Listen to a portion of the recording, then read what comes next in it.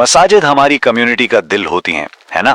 लेकिन जरा सोचिए, क्या हो अगर वहां होने वाली बुनियादी इबादत में ही संगीन गलतियां हों। आज हम इसी अहम मसले पर बात करने वाले हैं और देखेंगे कि कैसे छोटी छोटी कोताहियां बहुत बड़े मसाइल को जन्म दे सकती हैं। ये जुमला देखें, आओ नहीं की तरफ।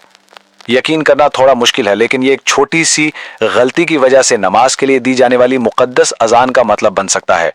तो सवाल यह है कि भाई ऐसा कैसे हो सकता है? असल में तलफ्फुज की एक मामूली सी जरा सी गलती भी मुकद्दस अल्फाज के मायने को पूरी तरह बदल सकती है और उसके नताइज बहुत ही संगीन हो सकते हैं। तो चलिए इस पहले हिस्से में हम यही देखते हैं कि किस तरह अजान यानी नमाज की पुकार तलफ्फुज की आम गलतियों की वजह से अपना असल मतलब खो सकती है।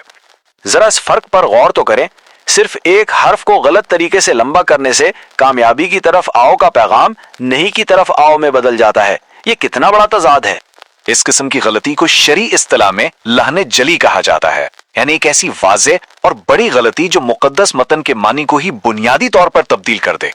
और ये मसला सिर्फ आजान तक ही महदूद नहीं है, यहां तक कि अल्लाहु अकबर जैसे बुनियादी कलमे को भी अगर गलत तलफ्फुज से पढ़ा जाए, जैसे अल्लाहु अकबर, तो ये एक सवाल बन जाता है, क्या अल्लाह सबसे बड़ा है?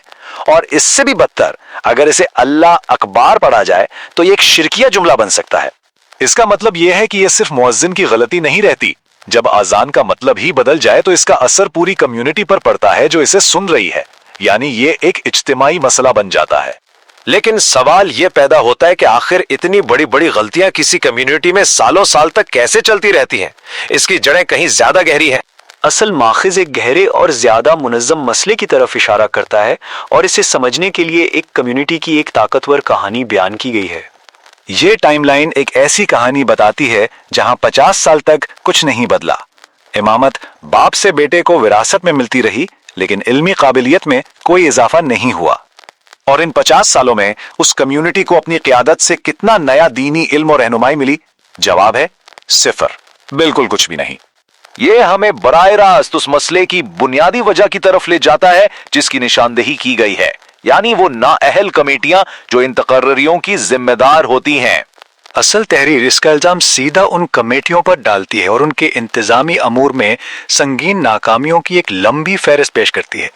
यहां से मामला बहुत ज्यादा संगीन हो जाता है। बात सिर्फ खराब मेयार से बढ़कर पूरी कम्युनिटी की इबादत के मुमकिना तौर पर बातिल होने तक पहुंच जाती है।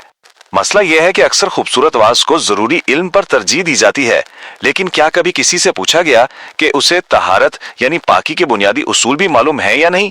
और ये है वो जंजीर जिसका असर सब पर पड़ता है। कमेटी की एक गलती, इमाम की लाइल्मी और नतीजा पूरी जमात की इबादत जाया होने का खतरा। और इसका बोझ किस पर होगा? उसी कमेटी पर जिसने ये तकरीरी की थी।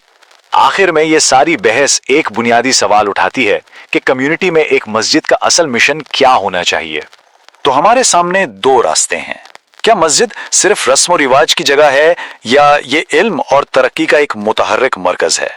इसका हल ये है कि मसाजिद को दोबारा सीखने और सिखाने का फाल मरकज बनाया जाए जो अपनी कम्युनिटी की हकीकी जरूरियात को पूरा करें।